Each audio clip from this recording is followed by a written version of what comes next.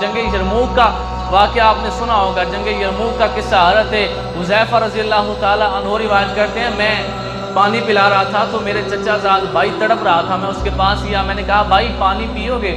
اس نے کہا ہاں پیوں گا، نزع کی حالت ہے۔ کہتے ہیں میں نے اس کے ہونٹوں کے قریب پانی کیا، کہیں اور سے آواز آئی پانی، اب ہونٹوں کے قریب پانی تھا، لیکن میرا چچا زاد بھائی کہتا ہے مجھے نہیں، اس کو دو۔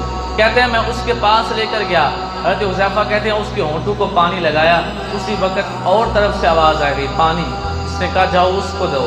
اب وہ تیسرے کے پاس پہنچتے ہیں تو تیسرا آپ کے جانے تک شہید ہو جاتا ہے۔ حضرت حذیفہ کہتے ہیں میں نے کہا یہ تو شہید ہو گیا، چلو بھاگ کے پچھلے کے پاس جاتا ہوں۔ کہتے ہیں میں بھاگ کے دوسرے کے پاس آیا، وہ بھی شہید ہو چکا تھا۔ اب کہا چلو پہلے کے پاس جاتا ہوں، چچا زاد بھائی کے پاس۔ اب بھاگتے ہوئے پہلے کے پاس گئے تو وہ بھی شہید ہو چکا تھا۔ یہ میرے نبی پاک صلی اللہ علیہ وسلم کے صحابہ نے تینوں نے پیاسے جان دے کر قربانی کی عظیم مثال قائم کر دی۔